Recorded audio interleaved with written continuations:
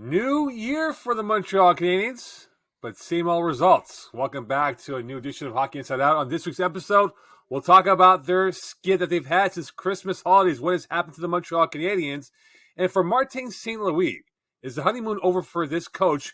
And given the fact that Jake Allen got shellacked with 9 goals during the holiday season, and finally Nick Suzuki, what has gone wrong with him not scoring any goals of late? This plus the bonus questions on this week's episode of Hockey Inside Out.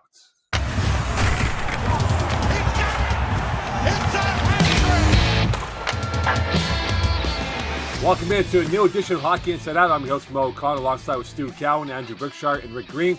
We hope you had a great holiday season and Happy New Year for 2023. Just last time when we last conversed, the Habs were 15-15-3. Today, they're now 16-22-3. What has gone wrong with this franchise in the last few weeks here? And I'll give you another quick stat here. During that time when we last conversed to where we are today, they've now scored 44-17. And 7 games, they've scored 2 goals or less. And in 8 games, they've given up 4+ goals. This looks like the team that we saw last year than what we saw in the first couple of months of the season, gentlemen. Well, it's also sort of what we expected at the start of this season. We knew this was going to be a rebuilding campaign. The Canadiens got off to a much better start than I think anybody expected, especially with so many rookies in the lineup. But I think, injuries are part of the game, and players and coaches don't like to use them as an excuse, but it's a legitimate excuse for this team that didn't have a lot of depth to start with. You lose Monahan, you lose Matheson, you lose Gallagher, now you lose Guhle also, who's out for 8 weeks.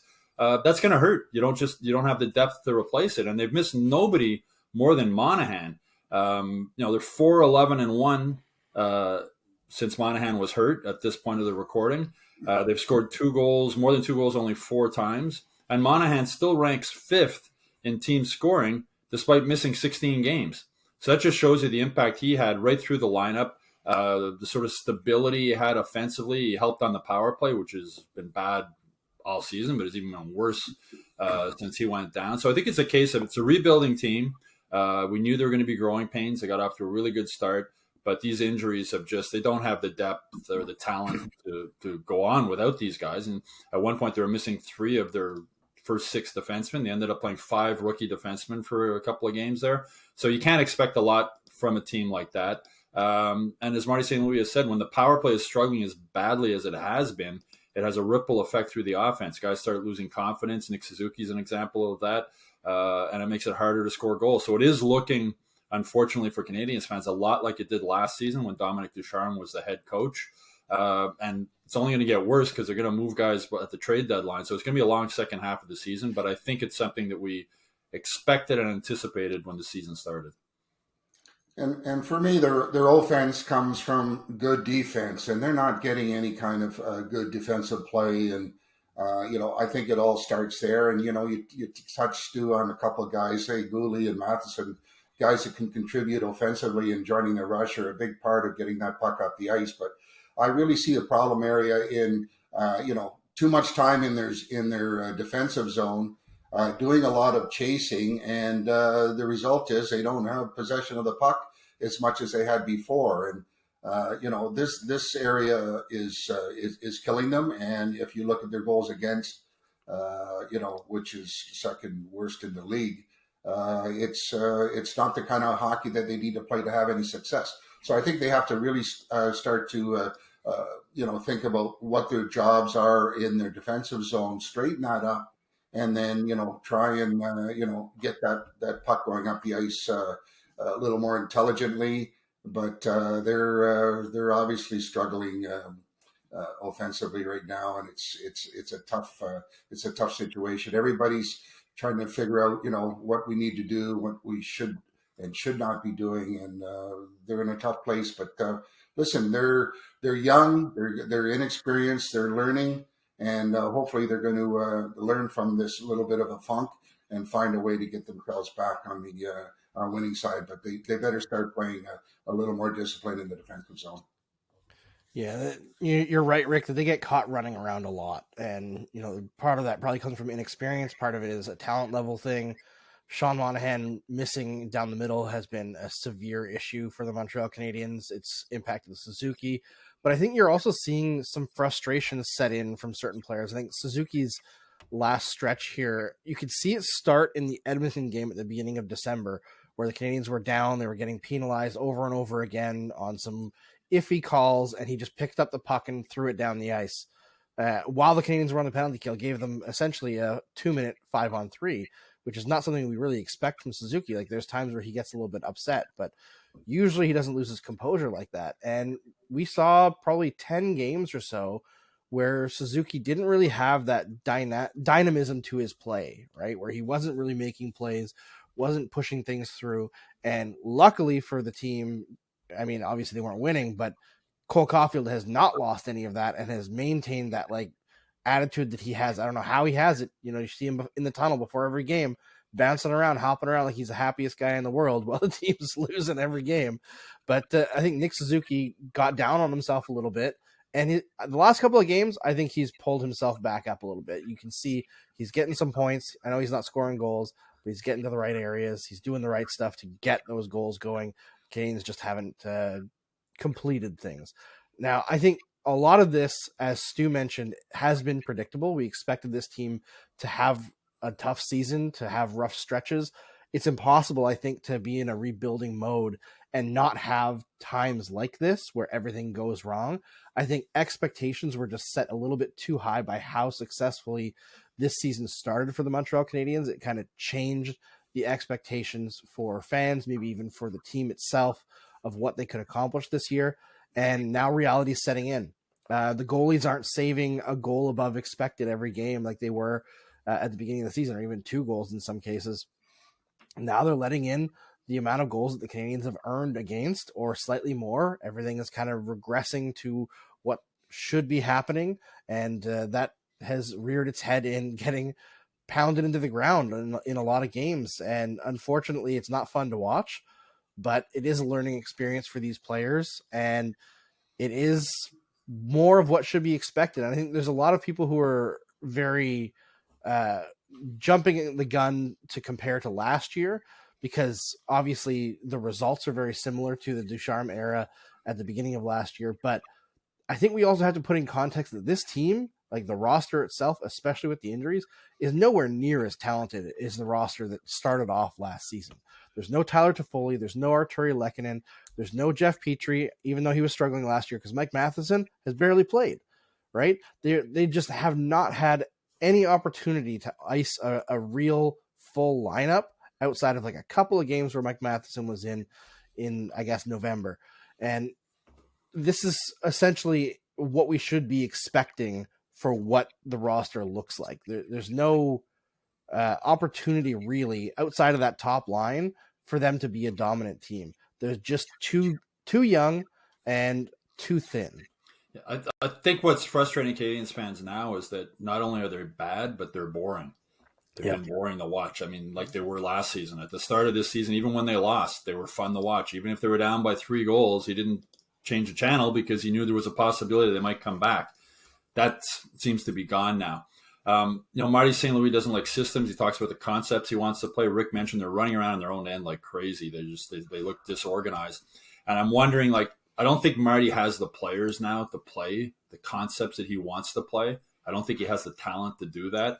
And you wonder at some point if he goes back to maybe a bit more of a defensive system to try and limit the goals against. They've given up more goals at the midway point this season than they did last season. They have 8 more wins, but they've been really struggling defensively. And Rick, you're right. I mean, everything starts with defense. And when you can't get the puck out of your own zone, it's hard to get offense going.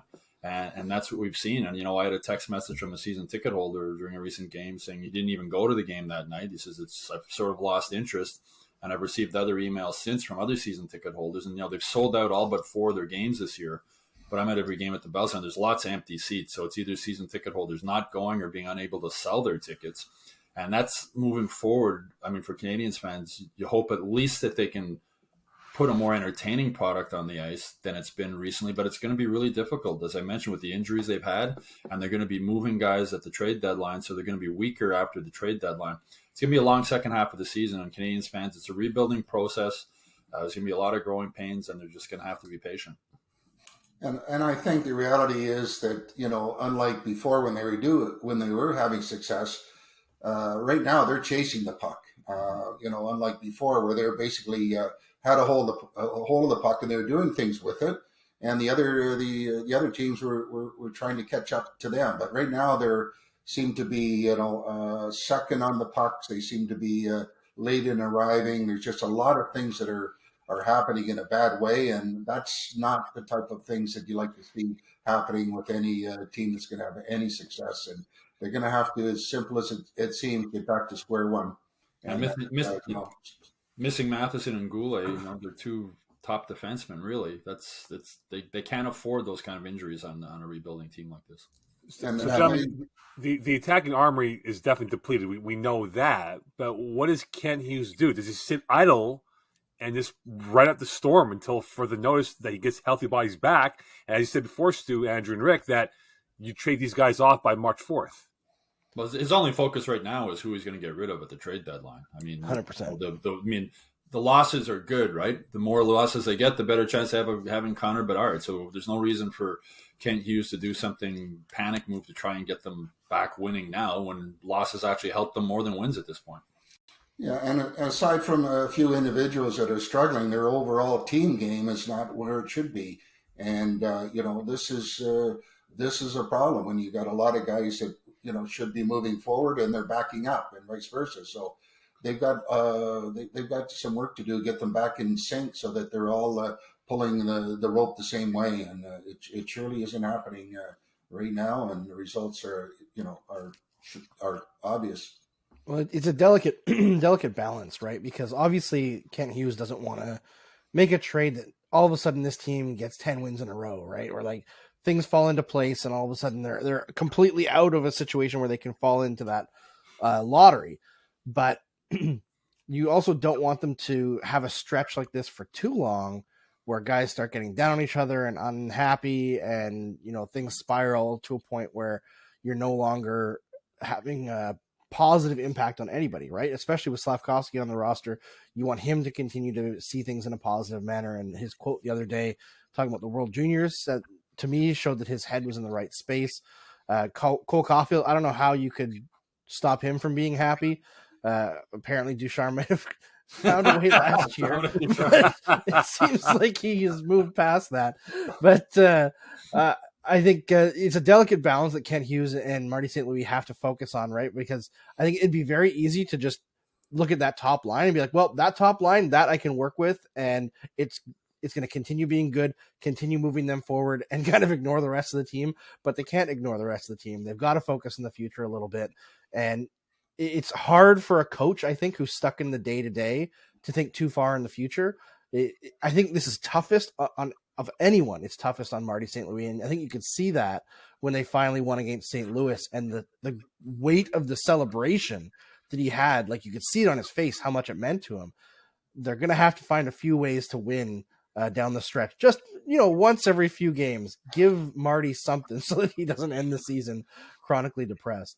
Well, you gotta love Cole Caulfield. I wrote a column. The kid is living his dream and loving every second of every day. He gets up with a smile, and that's a good thing. It's a good thing. He's having fun. He's still scoring. He's still producing. It's a little concerning, as you mentioned, Andrew, to see Nick Suzuki being down and some of the body language he's displayed when he's your captain and your leader and the guy who's supposed to help try and get the team out of this rut they're in.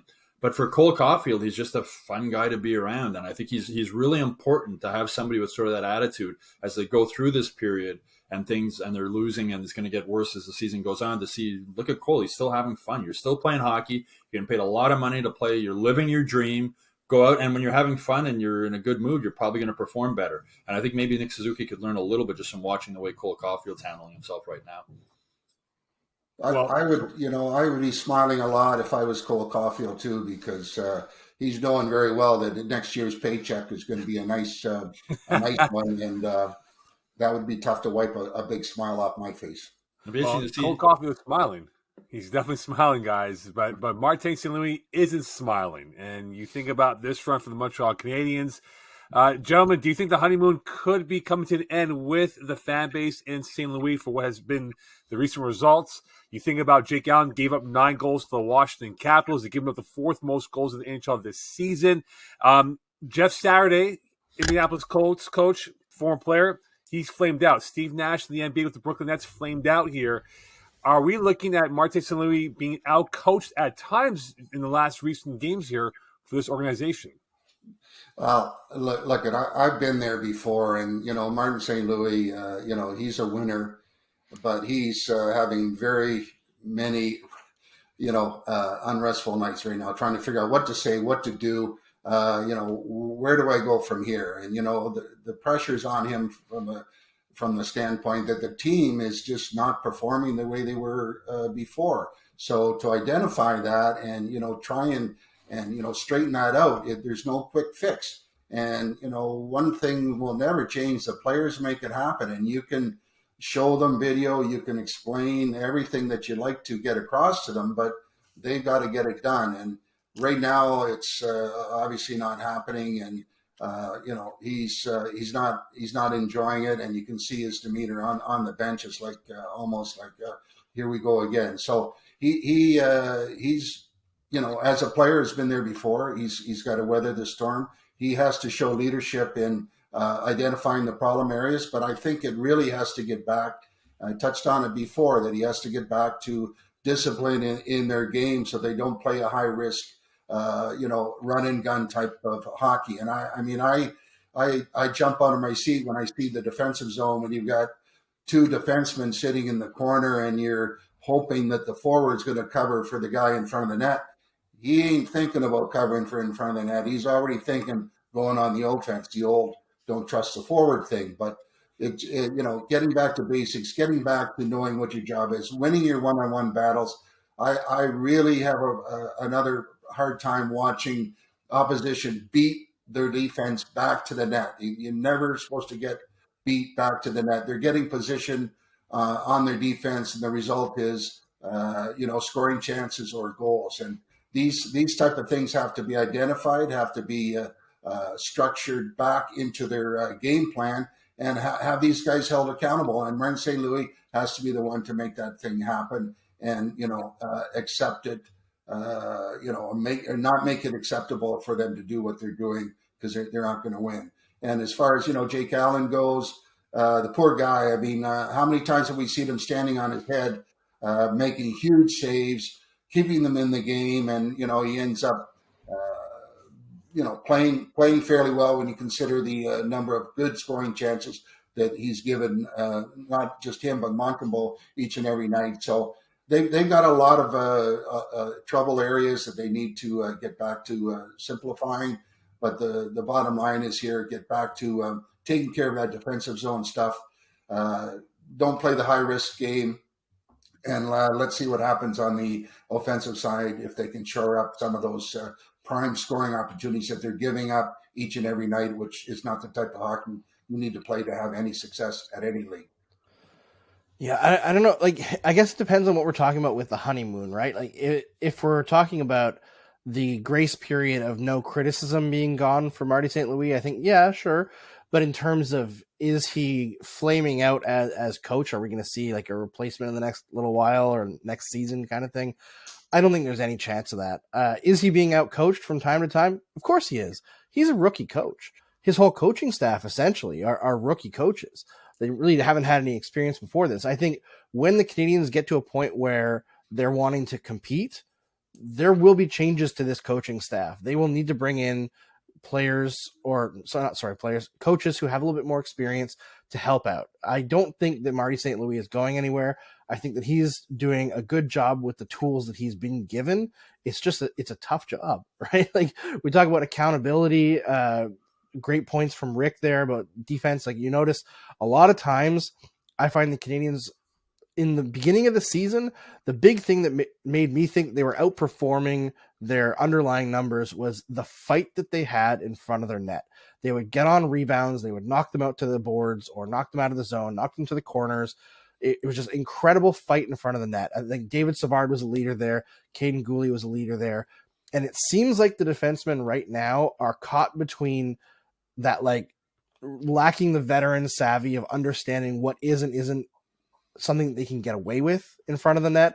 And so they're allowing themselves to be physically not overpowered, but out-battled in front of the net and losing out on those chances, or losing those battles to create chances for the other team. And we're seeing a lot of second chances in front of the net, tap in goals, cross crease passes that go through. So some of that is just a growing thing, right? Where they'll be better next season. They'll be better with a healthy lineup, of course, but there needs to be some level of accountability. But there's again, that balance of, you don't want to wreck a player's confidence by benching them for a mistake, but some mistakes you got to kind of live with, right? And it's the difference between a bad pass that could have been a good pass and maybe you flubbed it or something like that. Don't bench for that. But if you're not engaging physically in front of the net or in the corner, or if you're chasing guys too much around the zone, like I've seen, we talk about veteran presence. Joel Edmondson, his positioning has been abysmal. Like, I don't know what is going on with Joel Edmondson, but this is not the guy that we saw last season or the season before. Part of it is probably not playing with Jeff Petrie and not being in a settled role. But the one thing that was consistent with Joel Edmondson his entire time with the Canadiens is when the puck was on his stick, he would make a quick and pretty good play. And this season, that has not happened. So losing that as one of your few veteran guys and having a bunch of rookies, it's just a tough situation. But I don't blame Martin St. Louis really at all. Well, as the legendary Red Fisher used to say when things are going bad with the team and the Heat might be on a coach, show me the players. And Marty St. Louis doesn't really have a lot to work with right now. Andrew, as you said, is he being out-coached at times? Yes, he is. I mean, he's a rookie. He's learning. He has less than a full season of NHL coaching experience. The Jake Allen situation, Marty admitted after the game, probably made a mistake. He says, I'm learning. I'll learn from it. And he'll learn from that the next time when a goal. He said, things happen, as you know this, Rick, things happen so fast behind the bench. And the coach is trying to juggle so many things. And he said, it was 6 goals. You pull them in, then it was 7, then it was 8. It was the mothers were in the stands. His mother's watching the game. You're going to pull them. So there was a lot of things going through Marty's mind at that time. And he said he'll learn from it, and he will. But again, he doesn't have a lot of experience. It sort of surprised me that I think moving forward, Jeff Gorton and Kent Hughes need to hire a former NHL head coach with some head coaching experience to give Marty a hand. I think they're just too inexperienced behind the bench. I think for Marty, he's a smart guy. He's a great communicator. He has a lot of skills, but I think he needs somebody with more experience behind the bench who sees things a little slower who might have said to him, Marty, you got to pull Jake, you got to take him out.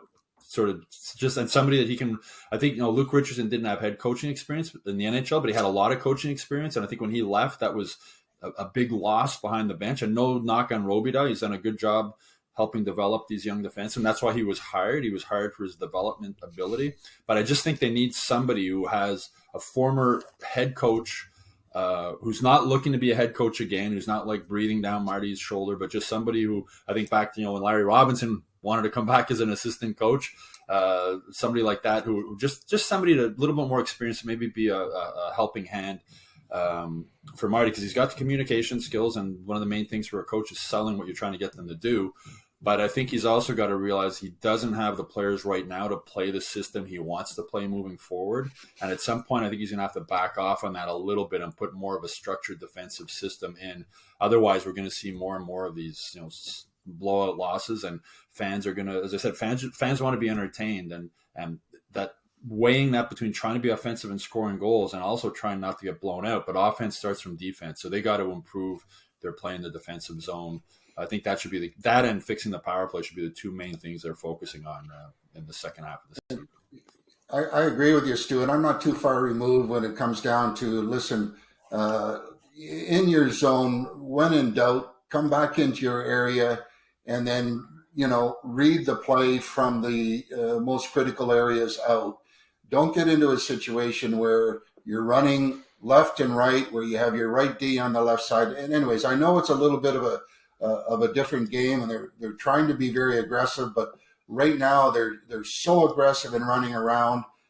You've got guys down in the corner and leaving. I don't know how many times I saw Seattle's point man ripping shots from the point because nobody was even near them, whether that's a commitment, for blocking shots. But I think positionally and systematically, they're out of sync. But I really have a hard time in guys not understanding where are the critical areas where the opposition is going to get scoring chances. Start to protect them, show a little more discipline and maybe some patience in your game, and work from the middle out and then you read and react from there to allow you to not give up high risk scoring chances by being out of position and being running around, not knowing whether I'm covering a guy or whether I'm covering his zone. So some work to be done in that area. A little story. Sorry, go ahead, Andrew. I was going to say, it's fine if you want to leave the point open, but if you're going to leave the point open, you better make sure you got the sticks tied up with the guys in front of the net, right? Because a point shot's not a dangerous shot most of the time, unless you've got a Shea Weber back there. It's a 1% shot. You can trust Jake Allen and Sam Montembeault to make those shots, but you better get out of the way of a screen, and you better get your guys in front tied up. We've seen so many shots tipped through over the last month or so because guys just aren't tied up. They're not covering the guys in front of the net. They've got to find a way to be aware of that. Well, three of the things I really like about Marty St. Louis: he's smart, he's confident, and he's honest. And a little story from the road. I can't remember what city we were in. We were in so many cities in December. I think it would have been Nashville. And after the morning skate, Chantal Macri said, maybe we'll give Marty a day off today or a morning off from speaking to the media, which is something that happens. So, he speaks to the media so many times. Give the guy a break. And we were like, okay, that's fine. As long as just let us know what the lineup changes are. And then Marty came and he spoke to us. And he said, look, I spoke to you guys when things are going good. I'm not going to hide now when things are going bad. So he was given the opportunity to not speak to the media that day. And he said, no, I'm going to face the heat and face the music. So that's a good thing to see. That's a good sign to see that he's not hiding when things are going bad. As he said, I spoke to you guys when things are going good. I'm not going to hide when things are going bad. So that's something that's admirable from a head coach, and especially a head coach of the Montreal Canadiens. To Stu's point, you brought up maybe bring that veteran coach. If you remember, Alain Vigneault had Dave King as that guy to lean on when he first came in as the Habs head coach way back in 97, 98. So, Stu, maybe that might be the route to look at a Dave King-style coach to be that second chair for Martin St. Louis staff, perhaps after this season. Nick Suzuki, gentlemen, has had a barren streak of late, not scoring a goal in his last 10 games. Very ineffective. What has gone wrong with this team captain? When he does score a goal for the Montreal Canadiens, they're 6-9 this year. What has gone wrong for Nick Suzuki of late, gentlemen? Well, the good news is I think whatever has gone wrong is turning the corner. The last 3 games for Nick Suzuki, I think, have been a marked improvement. But you could tell that he had, his swagger was gone, right? Some frustration seeped in, as we mentioned earlier in the show. Things weren't going right for him. I think when Marty St. Louis split up the top line there to try to get some depth with Doc on the second line, it just didn't work. The line collapsed with Anderson there or with Hoffman there. Whoever they plugged in, it just didn't work. But overall, I think this is also just something that was going to happen no matter what. Earlier on in the season, Nick Suzuki was shooting something like 35%, which is not a sustainable shooting percentage for anyone in this league, even the best shooters in this league. Austin Matthews, who has arguably the best shot in this league, shoots around 17-18%, which is what Cole Caulfield is doing now, which is probably around what we expect for him. But Nick Suzuki is not that player, right? He is a guy that will probably shoot around 12 to 15%. He has a very good shot, but not an amazing shot. And this is something that was coming either in a short span or in a longer span. There was going to be a streak where he wouldn't score a lot. So it's natural, but I think part of it is just the frustration level. He just hasn't seen himself for the last month or so. I think when the Canadiens were winning games, a lot of the players on the team thought this is a team that could maybe challenge for a playoff spot or get closer. And now that reality is set in, that they are very much not in that picture, there's some guys slumping shoulders a little bit. And unfortunately, Suzuki did that for a little bit, but he seems to be working his way out of it. I would venture that he's going to score in the next couple of games. Yeah, I mean, he's always been more of a playmaker than a scorer anyway. And as you mentioned, Andrew, that shooting percentage was crazy at the start of the season. He was right neck and neck with Cole Caulfield for the team leading goals. You knew that wasn't going to, at the end of the season, Cole Caulfield might score 40, 45 goals. I don't think Nick Suzuki is going to be a 40, 45 goal scorer. He's going to have a lot of assists. But I think the confidence level is going down. I think, as we mentioned earlier, Marty St. Louis, when the power play struggles, the players who are on the power play, it gets to them. They get frustrated, and it carries over to the 5-on-5 play. I think that's part of it. I think missing Monahan plays a role in it. Whereas, now you have to sort of look at defensively checking 2 good centers on the Canadiens. Now they can put the focus on Suzuki. I think that's hurt. And then you wonder too if maybe a little bit of the pressure of the sea and the new contract might be starting to weigh on him a bit. I remember talking with Jake Evans earlier this season when things were going good, and if he had seen any difference in Suzuki as captain, he said no. He says just the same guy. He shows up. He's sort of a quiet leader. He says he hasn't really spoken up in the room. He hasn't had to, and he didn't have to at that point because things were going good. When things are going bad, that's when the captain needs to step up. And I remember that infamous quote from Max Pacioretty years ago when they were in Anaheim and the Canes were really struggling early in the season. And he said, it's hard to be a leader or a good leader when you're the worst player on the ice. And that was a sign of why Pacioretty wasn't a great captain, even though he tried as hard as he could be to be one. When things were going bad for him, he let it affect a lot of other things as far as his role as a leader and whatnot. So it's important for Suzuki to have a little bit more, maybe that Cole Caulfield, where he doesn't get down on himself so much and keep that swagger, Andrew, as he mentioned. I think he's lost a little bit of it. But when you're around Nick, he's a smart, confident kid. I'm sure he'll get it back. Excuse me. I'm sure it's one of those things, once he gets a goal, the more will come. And I think you also touched on something, Andrew. I think when Marty St. Louis was tinkering with that number one line to try and get some offense elsewhere and trying to get guys going, I think that backfired. I remember the game when Yoel Armia was on the first line and Suzuki was breaking up the middle and Armia threw him a horrible pass that went for icing, and Suzuki sort of threw his arms up in the air like, come on. And I think Marty made a mistake. We were talking before about being a rookie coach. I think he had that line was going so good, just leave them alone and try and figure stuff out. But I think when he started tinkering with that number one line, I think it hurt Suzuki. I think he lost confidence and he got frustrated. I think that's carried over.